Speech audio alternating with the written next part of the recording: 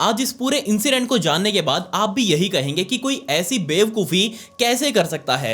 Literally ये next to impossible है और ऐसा कोई कुछ होने ही नहीं दे सकता, बट ऐसा हुआ और आपको इस चीज के ऊपर विश्वास करना पड़ेगा। बट मैं विश्वास अभी तक इसलिए नहीं कर पा रहा हूं क्योंकि देखते तो लाखों लोग हैं वीडियोस को, बट लाइक आप में से बहुत ही थोड़े से करते हैं। तो प्लीज आप अपना योगदान इसमें जरूर दे दीजिएगा ताकि मैं भी वो चमत्कार देखकर बहुत ज्यादा खुश हो जाऊं। इससे मुझे थोड़ी हेल्प मिल जाएगी। साथ ही कमेंट्स में पिक में लिख दें ताकि आने वाली वीडियो में मैं आप में से किसी को शाउट आउट दे दूं। और यार मैं इस चीज से बहुत ज्यादा परेशान था कि मैं आपको वीडियोस की बैक स्टोरी फुटेज जो मैं यहाँ पर नहीं दिखा सकता वो मैं आप सभी के पास भेज ही नहीं पा रहा हूँ। और इसी चीज से परेशान होकर मैंने इंस्टाग्राम के ऊपर ब्रॉडकास्टिंग चैनल बनाया है, उसका लिंक मैं आपको नीचे डिस्क्रिप्शन में दे दूंगा। उसके अंदर ज्वाइन हो जाइए आप, ताकि आपको आने वाली सभी वीडियोस की और पिछली वीडियोस की भी सभी की सभी फोटोज वगैरह वीडियोस वगैरह जो मैं यहाँ पर नहीं लगा सकता वो सारी की सारी वीडियोस और फोटोज मैं उसी ब्रॉडकास्टिंग चैनल के अंदर डाल दिया करूंगा। तो आप सभी उसको ज्वाइन कर लीजिए। लिंक आपको पिन कमेंट में भी मिल जाएगा और नीचे डिस्क्रिप्शन में भी मिल जाएगा। उसके ऊपर क्लिक करके आप वहां आ जाइए, मुझसे बात करिए, वहां पर फॉलो भी कर लेना। वहां पर मैं इसी तरीके की स्टोरीज को रील्स फॉर्मेट में डालता हूं। आपके हाथ से फॉलो बटन जरूर क्लिक हो जाना चाहिए। Let's dive in. 23 मार्च 1994 के दिन रशिया के मॉस्को शहर में बने हुए इस एयरपोर्ट में एरोफ्लोट फ्लाइट नंबर 593 अपने पार्किंग एरिया में पार्क की हुई थी। उसके ऊपर कर्मचारी लोग साफ सफाई उसकी कर रहे थे, उसकी रूटीन सर्विस कर रहे थे, क्योंकि अब जल्दी ही इसको यहां से मॉस्को से उड़ान भरकर हांगकांग शहर में लैंड करना था। और इस रूटीन सर्विस को करने के बाद जल्दी इस फ्लाइट को पीछे की तरफ धकेल कर खुले एरिया में लाया गया, जहां इसके आगे वो सीढ़ियां लगाई गई जिसके ऊपर चढ़कर सभी पैसेंजर लोग इस फ्लाइट के अंदर आराम से बैठने वाले थे। रात 9 बजे के आसपास तकरीबन 75 लोगों से फ्लाइट पूरी भर चुकी थी। सभी लोग अपनी अपनी जगह पर जाकर बैठ चुके थे और 3 पायलट्स इस फ्लाइट के अंदर दाखिल हुए और यही तीनों लोग अब इस फ्लाइट को उड़ाकर यहां मॉस्को से हांगकांग शहर तक जाने वाले थे। अब जैसे ही रात को तकरीबन 11 बजे के आसपास ये फ्लाइट अपने निर्धारित टाइम से थोड़ा सा लेट मॉस्को एयरपोर्ट से उड़ी, उस टाइम तक सब कुछ नॉर्मल था, कुछ भी यहाँ दिक्कत नहीं थी। सभी पैसेंजर्स अंदर अपना फ्लाइट का आनंद ले रहे थे। सभी एयर होस्टेस अभी खाने पीने की सेवा वो शुरू करने वाले थे, उसकी तैयारियां कर रहे थे और तीनों पायलट अपने कैबिन में आराम से प्लेन को कंट्रोल करके इसको हांगकांग की तरफ लेकर जा रहे थे। बट तकरीबन 11:15 या फिर 11:30 बजे के आसपास जो इस फ्लाइट का मेन कैप्टन था उसकी शिफ्ट खत्म हुई। अब क्योंकि ये फ्लाइट बहुत ही लंबे रूट की होने वाली थी, मॉस्को से सीधा हांगकांग, और इस फ्लाइट को वापस भी आना था, तो इस फ्लाइट के मेन कैप्टन ने कहा कि मैं थोड़ा सा जाकर रेस्ट कर लेता हूं, बाकी तुम दोनों पायलट तो हो ही, तुम आराम से इस प्लेन को कंट्रोल कर सकते हो, कोई खास बात नहीं है। ये बिल्कुल एक रूटीन उनका काम चल रहा था। मेन कैप्टन वहां अपनी सीट से उठा, अपने जाकर कैबिन में वो सो चुका था। अब इस फ्लाइट के मेन कैप्टन बन चुके थे यारोस्लाव किंड्रिंस्की और दूसरी तरफ उनका साथ दे रहे थे एज ए पायलट या फिर मैं कहूं को पायलट इगोर, और इन दोनों को ही फ्लाइट उड़ाने का तकरीबन 15,000 घंटे का एक्सपीरियंस था। वैसे तो इन दोनों पायलट्स ने इस पूरे रूट पर काफी बार फ्लाइट्स उड़ाई हैं, बट अब की बार जिस प्लेन को ये इस रूट पर चला रहे थे वो था एयरबस 310, यानी कि ये इस पूरे एरोफ्लोट कंपनी के नए नए जहाजों में शामिल था। उस टाइम पर ये एयरबस 310 बिल्कुल नया नया जहाज दुनिया में आया था और अलग अलग कंपनियां सभी इसको अपने बेड़े के अंदर शामिल करने में लगी हुई थी। एरोफ्लोट ने भी काफी सारे जहाज एयरबस 310 को खरीदा और अपने बेड़े के अंदर शामिल किया। अब क्योंकि ये जहाज बिल्कुल नया सा ही था, बट फिर भी इन दोनों पायलट्स को अच्छे से उड़ाना आता था। लेकिन एक खास बात यह भी थी कि इन तीनों ही पायलट्स ने, जो कि इस प्लेन के अंदर मौजूद थे, इन तीनों ने ही पहले सारे रशियन मेड जहाज ही उड़ाए थे। अब वो दूसरी तीसरी बार ही एयरबस का जहाज उड़ा रहे थे। रशियन जहाजों के सारे स्टैंडर्ड्स जो हैं वो अलग है, थोड़े से कंट्रोल भी उनके अलग हैं। एयरबस द्वारा बनाए गए जहाजों के भी थोड़े बहुत कंट्रोल अलग हैं, बाकी सब कुछ सिमिलर ही था। खैर यारोस्लाव और इगोर अपने इस जहाज को पूरी तरीके से कंट्रोल करते हुए बहुत तेजी से हांगकांग की तरफ बढ़ रहे थे। पीछे पैसेंजर्स के कैबिन के अंदर सारे एयर होस्टेस अपनी अपनी वो ट्रे लेकर घूम रही थी इधर उधर, जिसको भी खाना पीना था वो उससे खरीद रहा था और जिनके पहले ही प्री बुक्ड मील थे वो उनको दे रहे थे। अब रात भी काफी ज्यादा हो चुकी थी और मोस्टली पैसेंजर्स आराम से सो चुके थे अपना अपना कंबल निकालकर। बट इन्हीं पैसेंजर्स के अंदर एक व्लादिमीर मैकारोव नाम का भी एक और पायलट बैठा हुआ था और वो भी रशियन एयरवेज के अंदर पायलट की नौकरी कर रहा था। और अब की बार वो पैसेंजर्स के अंदर इसलिए बैठा हुआ था क्योंकि उसका परिवार भी उसके साथ में था और ये पूरा का पूरा परिवार इकट्ठा होकर उसके बच्चे साथ में ये सारे लोग हांगकांग जा रहे थे छुट्टियां मनाने के लिए, एक वीकेंड को अच्छे से एंजॉय करने के लिए। बट जैसे ही ये रात घनी हुई, सारे पैसेंजर्स सो चुके थे। व्लादिमीर को उस टाइम पर नींद नहीं आ रही थी। ऑब्वियसली वो खुद एक पायलट है, जहाज के अंदर बैठा है, तो उसको सारी चीजें पता है कि किस तरीके से जहाज उड़ाया जाता है, किस तरीके से कंट्रोल करते हैं। तो पायलट जहाज के अंदर जब बैठा होता है तो उसको नींद कैसे आएगी? उसका भी मन करेगा कि वो जाकर जहाज को उड़ाए। और बिल्कुल इसी सोच को लेकर व्लादिमीर अपनी सीट से खड़ा हुआ, सीधा कॉकपिट के पास गया। वहां जाकर एयर होस्टेस से बात करी कि देखो मेरा लाइसेंस रहा, मैं खुद एक पायलट हूं और मुझे अंदर जाना है, पायलट से बात करनी है। ये चीज देखकर एयर होस्टेस ने कैबिन का दरवाजा खोला, सीधा व्लादिमीर अंदर गया, दोनों पायलट से बात करने लगा कि मैं भी पायलट ही हूं तुम्हारे जैसे रशियन एयरवेज के अंदर, और मैं क्या तुम्हारे साथ यहां बैठ सकता हूं क्या। अब क्योंकि तीसरा मेन पायलट इस जहाज का मेन कैप्टन तो सोने के लिए जा चुका था, इसलिए तीसरी सीट यहां पर खाली थी। और इन दोनों पायलट्स ने कहा कि हाँ कोई दिक्कत नहीं है, तुम भी तो पायलट ही हो, तुम आराम से हमारे साथ बैठो, कोई दिक्कत नहीं है। ये बात सुनकर व्लादिमीर पिछले वाली सीट के ऊपर बैठ चुका था और देख रहा था कि ये दोनों लोग कैसे प्लेन उड़ा रहे हैं और कैसे वो खुद भी जहाज को उड़ाता है। अंदर बैठते ही तीनों पायलट्स ने आपस में बातें करनी शुरू कर दी कि ये एयरबस का जहाज कैसा है और इसको कैसे कंट्रोल किया जाता है। तो ये दोनों मेन कैप्टन जो अभी जहाज को उड़ा रहे थे, इन दोनों ने बताना शुरू कर दिया कि हाँ बहुत अच्छा है, अभी ये पूरी तरीके से ऑटो पायलट मोड पे है और हम तो कुछ भी नहीं कर रहे हैं, हम आराम से बैठे हैं, जस्ट जहाज अपने आप उड़ता जा रहा है, हांगकांग पहुंचकर हम इसे कंट्रोल कर लेंगे। रात के एग्जैक्टली 12:40 का टाइम हो चुका था और अब की बार फिर से एक बार और इस कैबिन का दरवाजा खटका और ये दरवाजा किसी और ने नहीं बल्कि व्लादिमीर के लड़का और लड़की जो कि अपनी सीट पर अभी तक सो रहे थे। बट जैसे ही उनकी नींद खुली और जैसे ही उन्होंने देखा कि पापा यहाँ से गायब हैं, उन्होंने जाकर एयर होस्टेस से पूछा कि मेरे पापा कहाँ पर है। तो एयर होस्टेस ने बता दिया कि वो अंदर कैबिन में बैठे हुए हैं और अपने पापा को ही ढूंढते ढूंढते 15 साल का एल्डार और 13 साल की याना नाम के दोनों बच्चे सीधा कैबिन की तरफ गए। वहां जाकर दरवाजा खटखटाने लगे। जैसे ही पीछे बैठे व्लादिमीर ने दरवाजा खोला, अपने दोनों बच्चों को सामने खड़ा देखा, उसे पूछने लगा कि हाँ भाई बताओ क्या बीमारी है, तुम यहाँ क्यों आए हो। बच्चों ने बताना शुरू कर दिया कि हम आपको ढूंढते ढूंढते आए हैं। अब बच्चों के लिए सामने कैबिन, जहाज का एक कैबिन ऑब्वियसली बहुत ज्यादा एक्साइटिंग चीज उन्हें लग रही थी। हमारे लिए तो आज तक है, हमने तो आज तक अंदर से नहीं देखा, बैठे तो बहुत बार हैं। बट अब 13 और 15 साल के बच्चे किसी जहाज के कैबिन में जाएंगे तो उनको तो एक्साइटमेंट होगी ही, और यही एक्साइटमेंट अब एल्डार और याना को भी थी। वो अपने पिता से बात करते करते कैबिन के अंदर घुस आए और इधर उधर देखने लगे। इतने सारे कंट्रोल्स, इतने सारे बटन्स, इतने सारी लाइट्स वगैरह जल रही हैं और अपने पापा से पूछने लगे कि ये जहाज बुरा कैसे काम करता है। अब जैसे ये दोनों बच्चे अपने पिता से सवाल पूछ रहे थे और उसका पिता यानी कि व्लादिमीर सारे उत्तर दे रहा था कि ये बटन किस काम आता है, ये लीवर किस चीज का है, ये वार्निंग लाइट किस चीज की है, ये इंडिकेटर्स क्या क्या बोलते हैं, कौन कौन से लेवल्स हमें देखने होते हैं।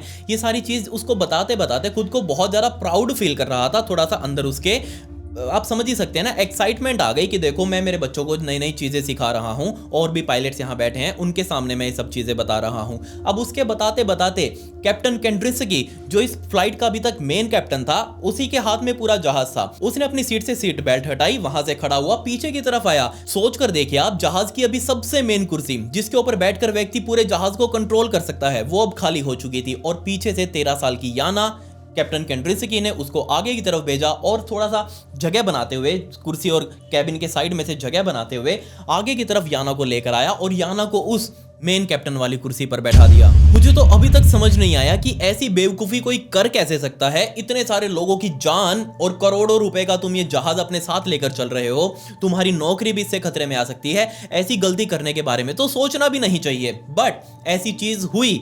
और इतना ही नहीं, यहां कैप्टन केंड्रिस्की ने उठने से पहले अपने हाथ से कंट्रोल्स साइड वाले को पायलट के हाथ में नहीं सौंपे। आप इस चीज का ध्यान रखिएगा। उस टाइम पर इस जहाज के को पायलट यानी कि इगोर अपनी सीट को पीछे की तरफ बेंड करके आराम से लेटा हुआ था, पूरी तरीके से रेस्टिंग पोजीशन में था। उसको नहीं पता था कि इस पूरे कैबिन के अंदर आखिर चल क्या रहा है। खैर, जैसे ही यहां से कैप्टन केंड्रिस्की उठे, याना सामने आकर बैठी और कंट्रोल्स भी पूरे जहाज के इसी सीट के ऊपर थे। अगर उस तरफ सौंप भी दिए होते, अगर को पायलट के हाथ में कंट्रोल्स होते भी, तो भी वो उस टाइम पर कुछ नहीं कर पाता, क्योंकि वो बाबूजी तो आराम से पीछे की तरफ लेटकर सो रहा था, रेस्ट कर रहा था। याना अब सामने बैठकर एक एक बटन के ऊपर हाथ लगा लगा कर अपने पिता से पूछने लगी कि ये बटन किस चीज का है।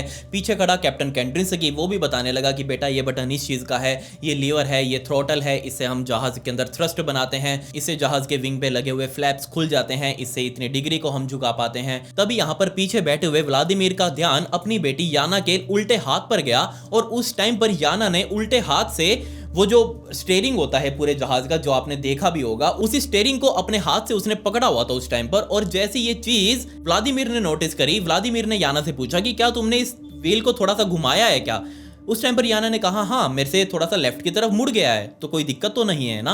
यहाँ पीछे खड़े कैप्टन केंड्रिन्स्की ने कहा नहीं नहीं कोई दिक्कत नहीं है, पूरा जहाज ये ऑटो पायलट मोड पे है और जैसे ही अगर तुमने थोड़ा लेफ्ट भी किया होगा तो भी ये जहाज अपने आप सीधा हो जाएगा और सीधे की तरफ जाने लगेगा, कोई दिक्कत नहीं है, टेंशन मत लो। बट इस टाइम तक आते आते अंदर बैठे हुए पांचों लोगों में से किसी को भी ये अंदाजा नहीं था कि याना ने अभी अभी पूरे जहाज को 15 डिग्री घुमा दिया है और वो अभी भी घूमने वाली पोजीशन में ही है और वो टर्न ले रहा है, अपने आप वो घूमे जा रहा है। बट इस बात का किसी ने भी अंदाजा नहीं लगाया। इसके अलावा डायरेक्शन तो चलो उस टाइम पर ऑटो पायलट के हाथ में नहीं थी, बट जहाज का एल्टीट्यूड यानी कि ऊंचाई और जहाज कितनी स्पीड से चलेगा ये प्रॉपर उस टाइम तक पूरे तरीके से ऑटो पायलट ही कंट्रोल कर रहा था। अब आप पूछेंगे कि अगर जहाज ऑटो पायलट के ऊपर था तो याना के वो व्हील दबाने से वो 15 डिग्री कैसे घूम गया? तो एक्चुअल में पूरे जहाज का रूट पहले से ही तय किया होता है और उसी रूट के ऊपर ऑटो पायलट अपने आप जहाज को निर्धारित स्थान पर लेकर जाता है। बट अगर बीच में कोई तूफान वगैरह आ जाए तो उस टाइम पर पहले पायलट्स को ऑटो पायलट काटना पड़ता था और बाद में वो जहाज की डायरेक्शन को चेंज कर पाते थे। बट अब ऐसा हो चुका था कि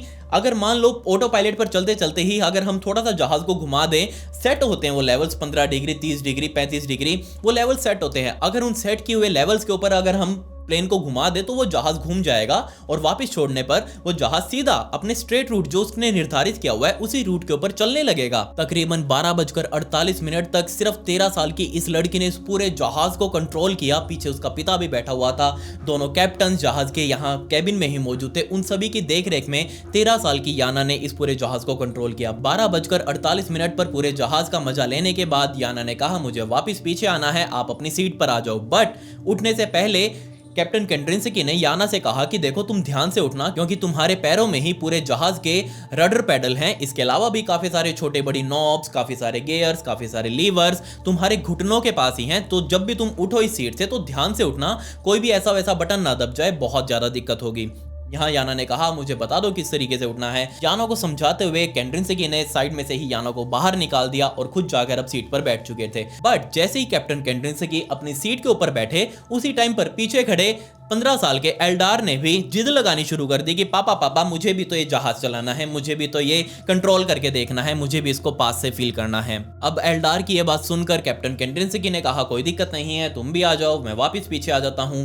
कैप्टन केंड्रिन्स्की अपनी सीट से उठकर वापस पीछे की तरफ आए। अब 15 साल का एल्डार जाकर कैप्टन वाली सीट के ऊपर बैठ चुका था और बैठते ही उसने सबसे पहले कैप्टन से पूछा कि जनाब क्या मैं इस जहाज को थोड़ा सा टर्न मोड़ सकता हूं क्या, थोड़ा सा इधर उधर करके देख सकता हूं क्या, मुझे बहुत मजा आएगा, मुझे एक बार करके देखना है। जैसी ये बात एल्डार ने कही कैप्टन केंड्रिन्स्की ने कहा कोई दिक्कत नहीं है, तुम करके देख लो, मैं वापस सेट कर लेता हूं। तो यहाँ पर कैप्टन ने कुछ बटन दबाए और कहा एल्डार को कि हाँ अब तुम कर सकते हो। अब जैसे ही एल्डार ने सुना, एल्डार ने फिर से जहाज को लेफ्ट की तरफ थोड़ा टर्न कर दिया, झटके के साथ वो टर्न हुआ। 12:55 पर इगोर जो कि साइड में ही लेटा हुआ था, वो दूसरा इसका को पायलट जो अभी तक रेस्ट कर रहा था, सब कुछ देख रहा था कि क्या प्रोग्राम चल रहा है पूरा, उसने भी अपनी आंखें खोली, सभी की बातें सुनने लगा। उसने देखा कि साइड में बैठा हुआ एल्डार जहाज उड़ा रहा है। उसने अपनी सामने वाली स्क्रीन के ऊपर देखा जहां कुछ भी दिखाई नहीं दे रहा था क्योंकि सारे के सारे कंट्रोल्स इस साइड से उठकर उसी साइड मौजूद थे। 12:58 तक का टाइम आ चुका था और इस टाइम पर कैप्टन केंड्रिन्स्की ने हेडिंग नॉब जो हेडिंग वाला बटन था वो दबाया वापस और उसके बाद एल्डार को भी कहा कि चलो अब तुम भी यहां से खड़े हो जाओ। पीछे खड़ी याना ने अपने पिता से पूछा कि क्या मैं वापस अपनी जगह पर जाकर बैठ सकती हूं। बट बाहर निकलने से पहले व्लादिमीर ने अपनी बेटी यानी याना को समझाया कि बाहर आराम से जाना, बिल्कुल दबे पैर, क्योंकि हो सकता है कोई तुम्हें देख ले बाहर इस तरीके से कैबिन से निकलते हुए और डिस्टर्ब हो जाए या फिर हम पर कोई आवाज उठाए कि तुमने बच्चों को अंदर कैसे आने दिया, तो बिल्कुल ध्यान से जाना अपने पैर दबाकर। और जैसे ही व्लादिमीर ने अपनी बेटी को यह चीज समझाई उसी टाइम पर जहाज के अंदर एक बहुत ही गहरा झटका सा लगा और जैसे ही झटका लगा तभी तीनों पायलट्स का ध्यान सामने की तरफ गया, सामने पूरे पैनल्स के ऊपर गया कि आखिर यहां चल क्या रहा है। उस टाइम पर भी एल्डार अभी तक भी इसी कैप्टन वाली सीट के ऊपर बैठा हुआ था। अब जैसे ये तीनों पायलट सामने स्क्रीन के ऊपर देख रहे थे, पैनल पर देख रहे थे, तीनों में से किसी को भी कुछ समझ नहीं आया कि आखिर अब ये झटका कैसे लगा, ये प्लेन एकदम से लेफ्ट की तरफ झुका हुआ क्यों है। उनको ऐसा फील हो रहा था उस टाइम पर। बट जैसे ही यहां कैप्टन केंड्रिन्स्की का ध्यान लेवल्स वाली स्क्रीन के ऊपर गया, उसने देखा कि जिस पाथ से अभी वो उड़ते हुए आ रहे थे वो पूरा स्ट्रेट लाइन में मौजूद था, वो प्रॉपर सीधा जा रहा था। बट अब वो पूरी लाइन मुड़ चुकी है, मतलब प्लेन अब सीधा यू टर्न मार रहा है। इस चीज को एविएशन की लैंग्वेज में होल्डिंग पैटर्न कहा जाता है। जब भी कोई जहाज किसी एयरपोर्ट पर लैंड होने से पहले ऊपर एक अंडाकार शेप में चक्कर लगाता है और उसके बाद लैंड करता है, उसे ही हम होल्डिंग पैटर्न कहते हैं। बट जैसे ये चीज केंड्रिंस्की ने देखी, उसको समझ नहीं आया कि आखिर ये प्लेन पूरा होल्डिंग पैटर्न के अंदर क्यों जा रहा है। अभी तो हम किसी एयरपोर्ट के पास भी नहीं है, और जब भी हम किसी होल्डिंग पैटर्न में जाते हैं तब हमें मैन्युअली वो सेट करना पड़ता है कि हमें होल्डिंग किस पैटर्न में लेनी है, किस जगह पर लेनी है। बट हमने अभी तो कोई होल्डिंग पैटर्न सेट भी नहीं किया, तो ये प्लेन अपने आप क्यों ऐसे गोलाकार अंडाकार शेप में ऐसे ऐसे चक्कर लगा रहा है। आखिर प्लेन के साथ क्या हो रहा है, इसी चीज को सोचने में ही तीनों पायलट्स ने तकरीबन 20 सेकंड्स का समय लिया, जो कि उस टाइम पर बहुत ज्यादा 20 सेकंड्स वो कीमती थे इस पूरे जहाज को बचाने के लिए। बट इन्होंने 20 सेकंड्स लिए, उनको समझ ही नहीं आया, अभी तक भी प्रॉपर पूरे तरीके से समझ नहीं आया कि क्या हुआ है। और सोचते ही ये जहाज जहां पहले 15 डिग्री झुका हुआ था, वहीं अब वो पूरा 45 डिग्री का झुक चुका था और बहुत तेजी से वो चक्कर लगा रहा था ऐसे गोल गोल गोल गोल। बट इस टाइम तक भी डायरेक्शन को छोड़कर स्पीड और एल्टीट्यूड ऑटो पायलट ही कंट्रोल कर रहा था। बट जैसे ये 20 सेकंड बीते, उस टाइम पर एल्टीट्यूड की भी बत्ती जलने लगी और साथ ही स्पीड की भी बत्ती जलने लगी। पूरे कैबिन के अंदर हर जगह सिर्फ वार्निंग शो कर रहा था। कोई भी इस जहाज को सही तरीके से कंट्रोल ही नहीं कर पा रहा था। ये जहाज जहां भी 45 डिग्री झुका हुआ था, और तभी ये इस तरीके से वर्टिकली भी झुका नीचे की तरफ, यानी कि जो जहाज की नाक थी वो भी नीचे की तरफ हुई, और तकरीबन 500 मील प्रति घंटे की रफ्तार से ये जहाज सीधा नीचे धरती की तरफ आने लगा, सरफेस की तरफ आने लगा। और तब क्या होगा जब मैं आपको कहूं कि इस टाइम पर जब ये सब कुछ हो रहा था, इस टाइम तक भी ये एल्डार ही इस सीट के ऊपर बैठा हुआ था, कैप्टन वाली सीट के ऊपर बैठा हुआ था।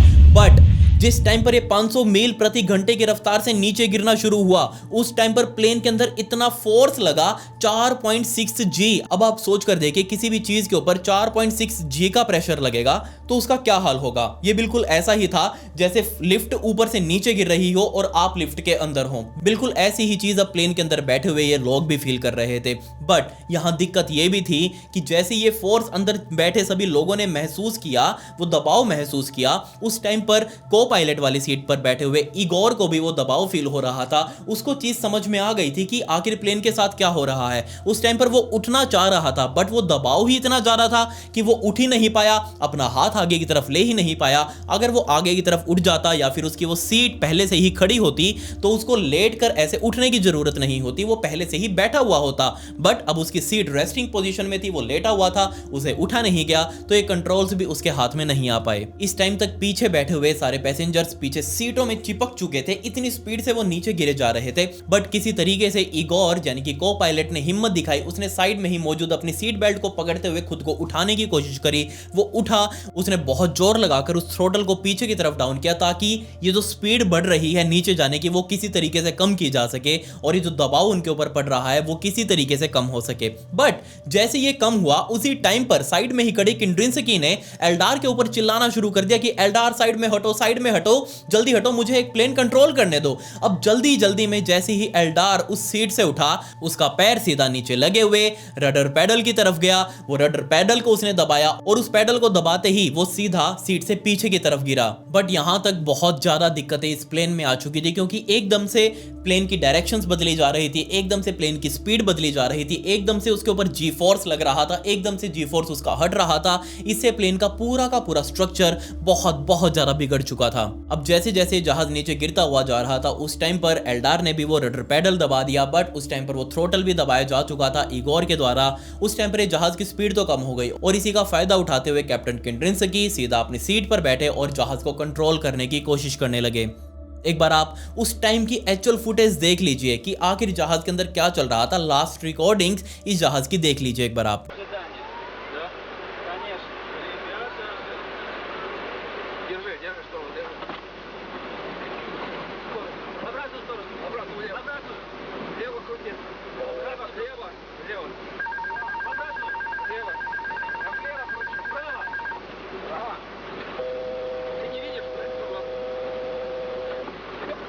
बट जैसे ही कैप्टन केंड्रिंस्की को लगा कि स्पीड भी अब कंट्रोल में आ चुकी है, वो जहाज को भी कंट्रोल कर लेंगे, उनका ध्यान इस जहाज के एल्टीट्यूड वाले सिग्नल के ऊपर गया ही नहीं। उनको लग रहा था वो अभी भी बहुत ज्यादा ऊंचाई में है, बट एक्चुअल में जहाज सिर्फ और सिर्फ धरती से 1000 फीट की ऊंचाई पर था। उनको ऐसा लग रहा था वो तकरीबन 10 से 12 फीट 1000 की ऊंचाई पर होंगे और वो जहाज को आराम से बहुत प्यार से कंट्रोल कर लेंगे। ऐसा हो ही नहीं सकता था। जहाज सिर्फ 1000 फीट की ऊंचाई पर था और एग्जैक्टली 12:59 पर सिर्फ और सिर्फ ये पूरा काम होने के सिर्फ और सिर्फ 1-1.5 मिनट में ही ये जहाज 12:59 पर सीधा नीचे आकर जमीन से टकरा गया। आप एक बार वो फाइनल रिकॉर्डिंग भी सुन लीजिए जो जहाज के अंदर रिकॉर्ड की गई थी।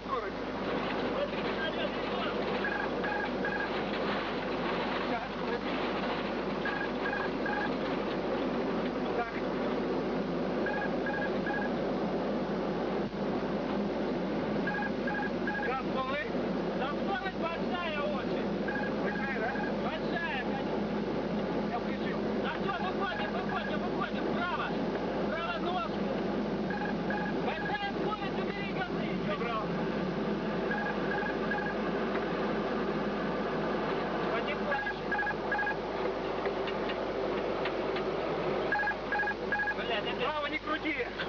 Скорость добавил. О! Сколько сейчас будет? Все нормально. Потихоньку, ребят, потихоньку.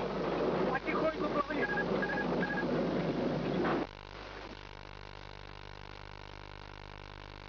अब नीचे गिरते ही जहाज के अंदर धमाका हुआ और जहाज के परखच्चे उड़ गए। अंदर बैठे हुए 75 लोगों के भी परखच्चे उड़ गए। एक भी व्यक्ति इसके अंदर जिंदा नहीं बचा। बट अब आपके माइंड के अंदर ये सवाल आ रहा होगा कि आखिर ये सब हुआ कैसे।